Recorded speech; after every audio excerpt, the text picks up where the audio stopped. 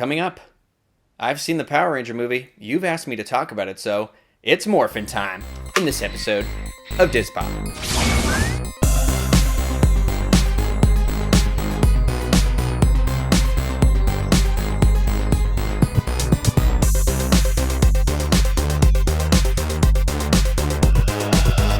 DIS POP is brought to you by Dreams Unlimited Travel, experts at helping you plan the perfect vacation.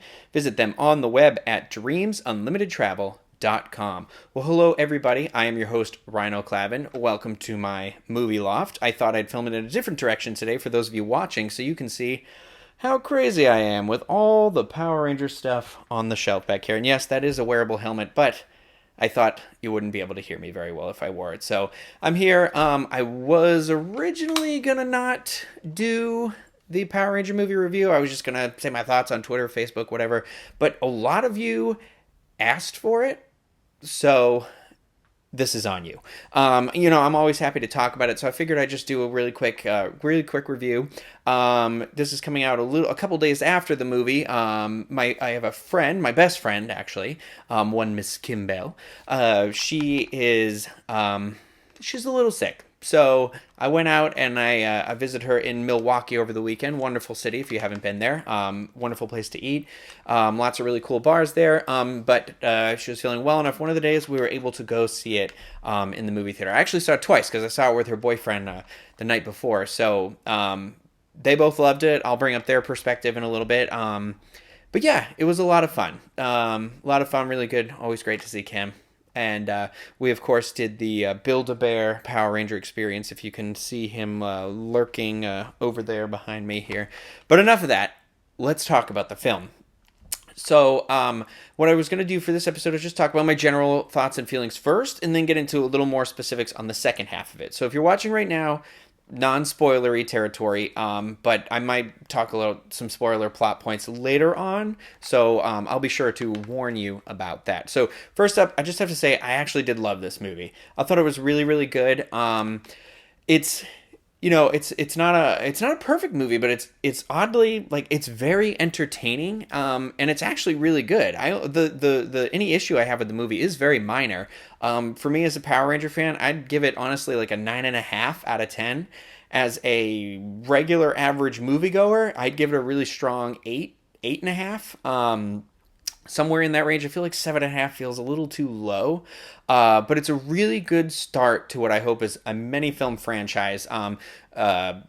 Lionsgate, who produced the film, has say that they are committed to creating this a franchise of about 5 or 6 films, and they've apparently got an arc that's kind of planned out, so that's exciting. They said if the film did well over the opening weekend that they would kind of just sit down on March 25th. The movie opened March 24th, so they'd sit down the next day and just get started on the next movie. So it had a pretty good weekend. Over the weekend, it pulled in about $40.5 million domestically, and that was above industry estimates, which had it on the lower end of 30. So pretty good, and it's actually getting really, really strong word of mouth from average moviegoers, from devout Power Ranger fans, and from people that know nothing about it. It's got an A cinema score on the exit polls, so that's actually really good. And like I said, it's a solid movie, and I want to talk about it a little bit. So if you are even debating about seeing it, I would say give it a shot and check it out. I'm going to put my morpher down really quick. Excuse me. But anyway, directed by Dean Israelite. It stars Dacre Montgomery, an Australian, in fact, as Jason Lee Scott. We've got Naomi Scott as Kimberly Ann Hart, R.J. Seiler as Billy Cranston, Ludi Lin as Zach Taylor, and then Becky G as Trini Kwan, which in this movie felt like they were saying Trini as opposed to Trini, because she's Hispanic, so I think they tried to change the pronunciation a little bit, but it didn't really stick, so it's fine. But really great, really solid acting performances all around. I have to say that R.J. Seiler as Billy Cranston, the Blue Ranger, is a standout, and it seems to be like that's pretty much a unanimous decision, is that Billy nailed it. Really great performance by all the Rangers all around. I actually thought Becky G killed it as the Yellow Ranger as well. For those of you who don't know, too, there's other than the normal Power Ranger diversity representation, there's even a little extra in this film, because Billy is on the autism spectrum, I believe. He said he was on the spectrum. And Becky G's character of Trini is, in fact, spoiler alert, She's a lesbian. I put my hand down. The spoilers over. So I thought that was really cool, really awesome to finally get a really like a gay mainstream superhero represented on film.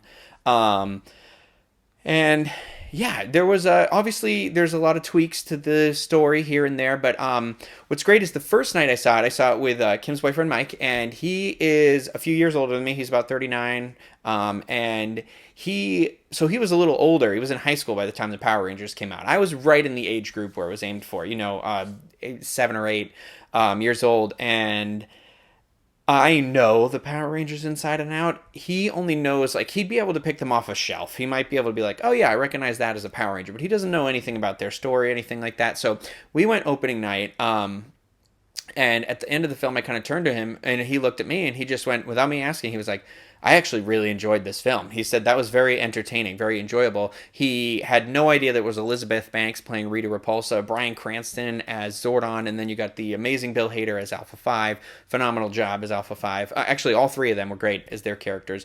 Really, I have no complaints about any actor in the film, and I would say really solid acting chops, which I think added to that experience of you don't have to love Power Rangers to enjoy it. I saw it the next night with Kim, who's familiar with the Mighty Morphin series. Obviously, she's Kimberly. She's the original Pink Ranger. And she liked it as well, too. She loved it. I think, she hammed it up a little bit. She loved it with me, but she, did research. She made us sit down and watch episodes afterwards. Like I said, we went to Build-A-Bear and made the bears. She's thinking about getting the pterodactyl tattoo, and she called it her Ryan tattoo, which was really sweet. So I mean, it affected her. She liked it so much that randomly throughout the weekend she would just keep saying, oh, I really actually liked this about the film, and I liked this about the film. So I just want to talk about some standout stuff in there. Like I said, the representation in this film is really awesome. Got a lot of diversity in the Power Rangers. They kind of acknowledge the fact that they are a group of diverse teenagers, too. There's a really funny comment by Alpha 5 at one point during the movie. One of my favorite moments in the film... well, I'll get to that in a little bit, actually. So I just want to say, great acting performances all around. Obviously, standout was the blue and yellow for me, but she really liked Kimberly, the Pink Ranger, who I also enjoyed. They were all great. I don't want to say anyone was better than the others. I'm just saying one was a standout. Some of the things that I had issues with as I saw along the way, coming up into production, everybody, we were always unsure of the suits, unsure of the Zords. When they're put in motion and on the film and you're actually watching it on the screen, it looked really good and the aesthetic makes sense. What was great about the film is it felt familiar but new at the exact same time. It felt like somebody really understood the essence of what Power Rangers is and kind of took that and ran with it in this other direction. If you are looking at, I think this is great, has a kind of a 4-quadrant appeal too. The only thing is, it's got a couple of scary moments for younger kids. I'm not saying don't take them. I'm just saying it'll be kind of like, we talked about this in other shows like Gremlins or... it's exciting. It's not graphic. It's just ooh, she's crazy. Rita's crazy. Which is great. Surprisingly heavy on the character. This is a character film, which is really interesting because that's been the one thing about Power Rangers they always said is it's kind of flat on 2D characters, which I don't necessarily agree with. I think it's more of you have to acquire and understand it, but this is straight up this movie is about their character. I mean, that's the thing. What's also really interesting is it keeps that Power Ranger moral lesson that they always kind of learned in an episode. There is one in the film, and it's not hit you over the head with it or ugh, cheesy. It's really kind of they each have to get over their individual issues in order to come together and morph as a team for once. And what's great is when I saw it the second time, there's even layers in that, obviously, because Zordon, their mentor, is also kind of a jerk in this movie, but he needs to get over his stuff in order for them to really come together as an entire team.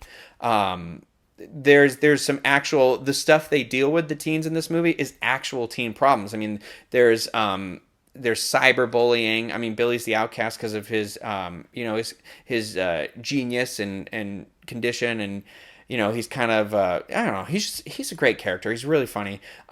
Jason is part of a prank that goes wrong.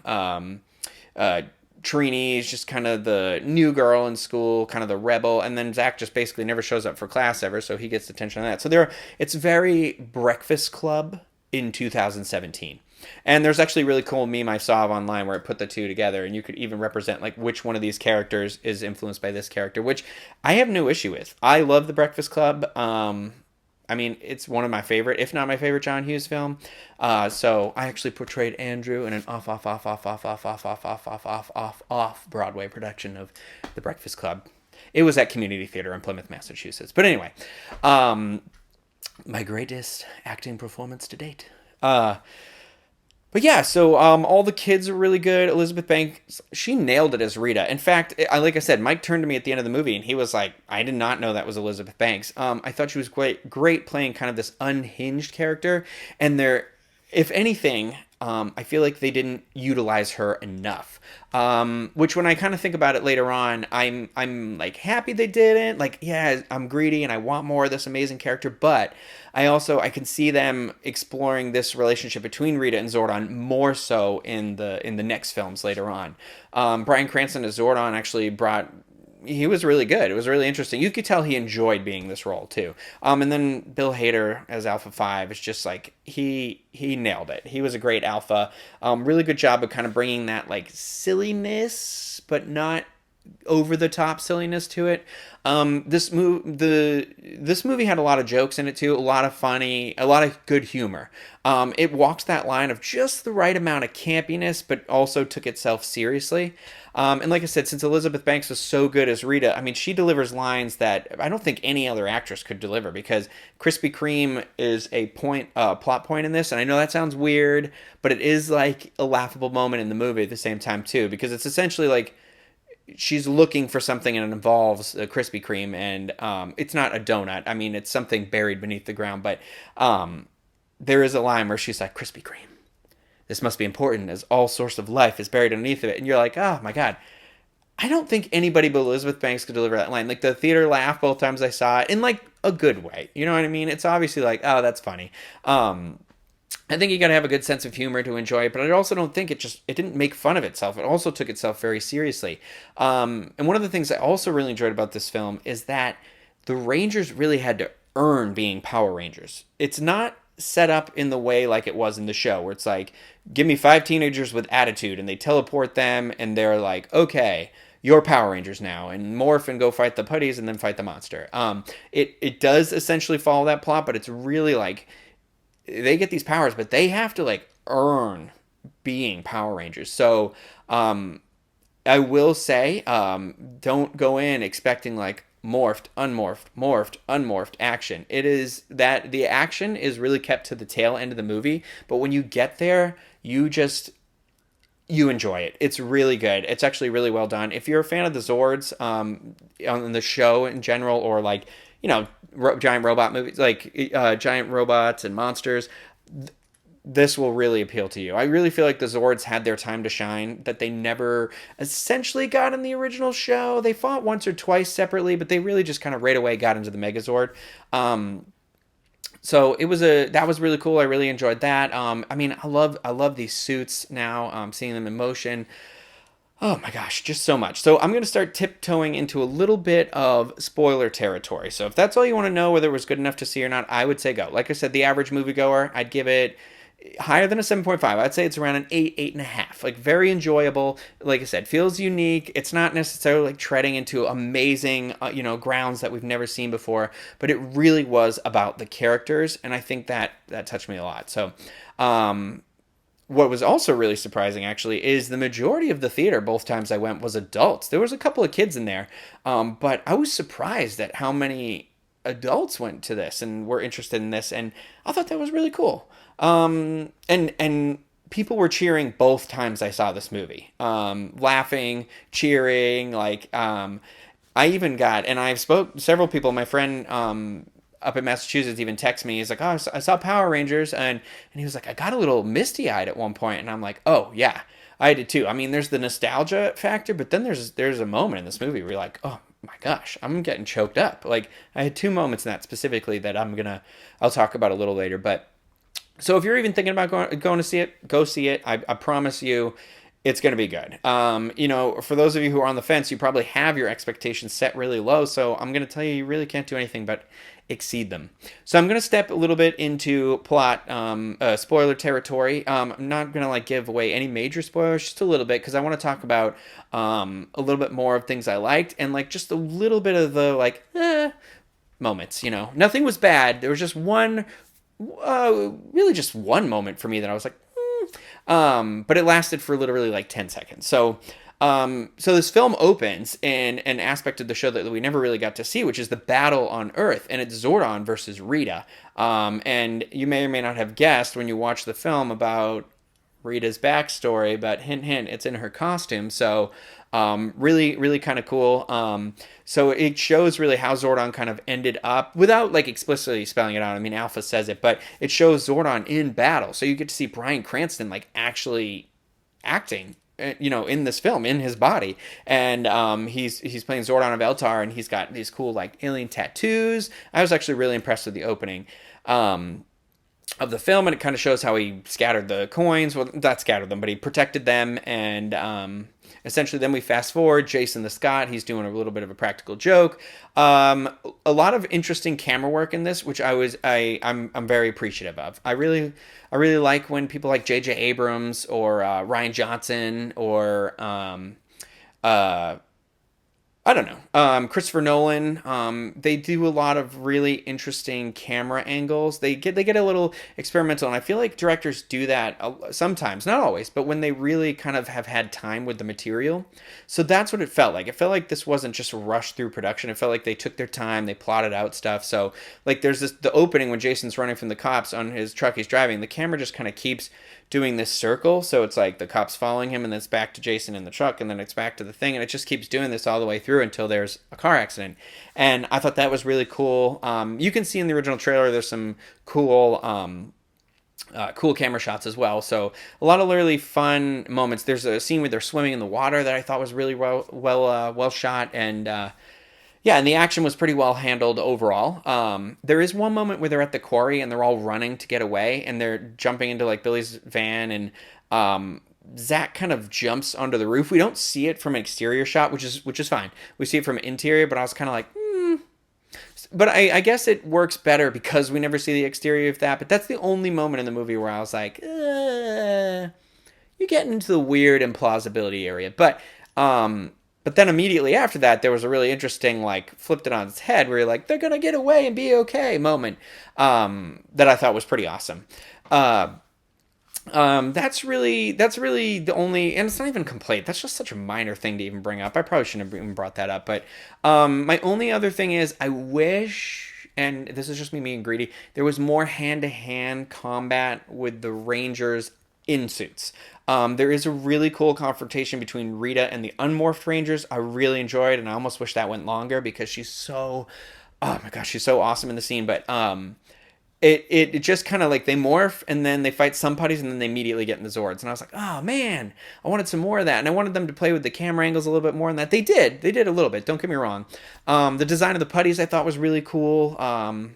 Everything was really cool once you're watching it. Yes, it is unfortunate that Goldar is basically just a giant monster who never speaks, but he's essentially an extension of Rita, so it's a 2-hour movie, and however many of these movies we're going to get, we're never really going to be able to dive into too much of those monsters, but who knows what the next one holds.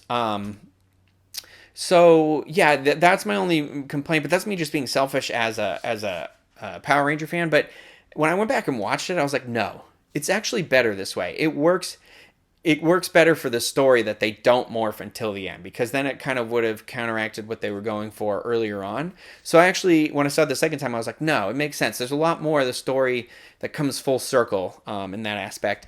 Let me think. But that's, gosh, I mean, there's really cool additions to the lore. They talk about the Zeo Crystal. For anybody that's watched Power Rangers, the Zeo Crystal is actually what gives the Rangers their series when they're no longer their powers after their Mighty Morphin. So it's really introducing what could be essentially something later on. It could just be a fun reference to that. It could be, there's little Easter eggs in the movie, the Jason's father's kind of coming after them, and he talks about being on a street. He's like, I'm on the corner of Mariner Bay and Reefside, and those are both different that's Power Rangers Dino Thunder and Lightspeed Rescue. Those are the two towns in each one of those respective shows. There's fun little nods here and there, and I'm telling you, they play the Mighty Morphin Power Rangers, the movie version of the theme song from the 1995 movie, and when it plays, you're just like, oh my god, it's just this overwhelming, like, awesome moment where you're just like, yes, and it's hard not to cheer, and that's actually where a lot of my audience cheered both times. Like I said, Rita is awesome. She really gets some awesome moments. I really liked that Angel Grove is actually kind of a small town in this, and it's a little more woodsy. It seems like it might be in New England somewhere, maybe Maine or perhaps Oregon, like if it's on the West Coast still, somewhere in that area, which I kind of dug it. It really fit the aesthetic. It felt a little more small town separated, like we've got to get out of here, that angst. And I thought it was cool. It gave me that Buffy the Vampire Slayer, where I guess she was from kind of a city, but she was a smaller town, and weird things always happened here. And I had always hoped that Power Rangers would adapt like a Buffy style Monster of the Week attitude whenever it was turned into a TV show for mature audiences or a movie or something like that. And it seems kind of that's almost where they're going. Yeah, there's a moment where I get very emotional. The soundtrack for this film on point too. Both Brian Taylor, the composer, and the actual like music choices they made in it were really good. There's a specific song at one point that just gets me. What else? There's just one or two. It's not like it's just minor. There's like moments where you're like, there must be a deleted scene here. Oh, if you were watching the original trailer, Jason and Kimberly never get to kiss in this movie. They kiss in the original trailer. Not that big a deal. It actually feels better that way. I read an interview with Dean Israelite, who directed it, and he was saying that the test audiences unanimously were like, we don't like that. And it just was. It's not that it was Jason and Kimberly. It's that it was the moment. They didn't need that sort of love interest so blatantly there. And they felt like it undermined the actual scene, which was that's the cyberbullying scene. And it's true when I thought about it like that. But I do like that there is something between them. And that's going to make for a really fun triangle when we introduce the inevitable Tommy Oliver. So if you are going to watch the film, stay through the credits. At least midway, there is a mid-scene stinger that for anybody that's ever watched Power Rangers, you're going to enjoy. It's pretty much just solidifying what we all know is going to come later on, and it's basically affirming you that don't worry, we haven't seen the only Green Ranger yet. So really, really fun. I'm just trying to think if there's anything else I missed. God, I'm so excited. I've seen it twice, and honestly, I can't wait to see it a third time. It's a movie like I want to experience with people, especially those who have ever been skeptical or been like, Power Rangers is cheesy, because I am just getting like, I mean, obviously I follow a lot of Power Ranger stuff on Twitter and Tumblr and all that, and so, they're going to say it's good, but it's a lot of the random people out there in the universe that have just been like, oh my gosh, I'm really surprised by how much I enjoyed this movie. So I can't say enough, take a shot, go see it. It's a fun movie. And what's great is with the addition of this, Beauty and the Beast, what else has already got? Kong, Logan. This March has earned $1 billion at the international or the domestic box office, and that has never happened before. It just beat last year's record. I think it was last year or the year before. But that's awesome. That really means that we're going to kind of get more of these movies spread out. So March is really becoming part of that summer blockbuster season, and I love it. Gosh, I don't know what else to say. Things I'm hoping for in the next movie, obviously, hopefully the Green Ranger showing up and causing some issue with them. Even though Green Ranger's not my favorite Power Ranger. I understand that it's a great moment in the show. It's just kind of, it became about him. So now, like, years later, people are just like, Tommy. And I'm like, let's celebrate all of the Power Rangers because they all brought something to the team. And I feel like they made it too much about him later. And then once they like started changing the Rangers more, it got back to being about the Rangers as a team, which was great. And that's what it always should be. And that's why this movie handles it so well. So I'm not going to talk too much about the spoilers, actually. I think I'd rather just leave it open for you guys out there. I don't know if there's maybe I missed some questions or something. I kind of said, it might be a little scarier for the younger kids, but if you think they can be brave for just, the scary moments are like very quick. It's just Rita's creepy, that's all. It's not even like scary. Rita's handled well, Zordon's handled well, talked about Alpha, talked about the Zords and the suits, talked about the direction of the movie, talked about the score of the movie. Yeah, I overall, I can't say enough that this is a really great start to what hopefully is many more movies. And I haven't decided whether I hope they keep the same director or they move in a different direction. I just hope he gets more support and they kind of, because not to say he's not a bad director at all, because I did really enjoy his style. It's just kind of like one thread here or there, like reel it in just a smidge. But I honestly, actually no. You know what? If he directs again, I'd be thrilled. What was I gonna say? Oh, the runtime, surprisingly 2 hours, and I was like, wow, this is gonna be really long. It did not feel like a 2 hour movie at all either time. I was like, this feels 90 minutes. It is brisk. It moves along really well. The second time I was like, oh no, I've got to go to the bathroom a little bit. When should I go? I've already seen the movie. And there is no actual moment that I was like, okay, I can run and use the restroom and run right back. Which is a really good sign for a movie. So that's enough for me talking about it. I feel like I need to leave my house immediately and go see it again. Eli hasn't seen it. I'm going to force him into it. He hates the Power Rangers. I'll let you all know what he thinks. I'm going to see it again with him. I'm going to see it again with my friend Kelly. I'm going to see it probably at least 5 or 6 times. Yeah, so if you've seen it, give me your feedback. I want to know what you guys thought, what you loved, what you didn't like maybe, if you enjoyed it overall, where it's at for you. But it was, for me, good fun time. Highly recommend. Definitely worth the price of the ticket. So check it out. Let me know in the comment section on the YouTube video what you thought. Tweet at us at DIS POP Show. Let me know what you thought. And yeah, until next time, may the power protect you. Thanks for watching this episode of DIS POP.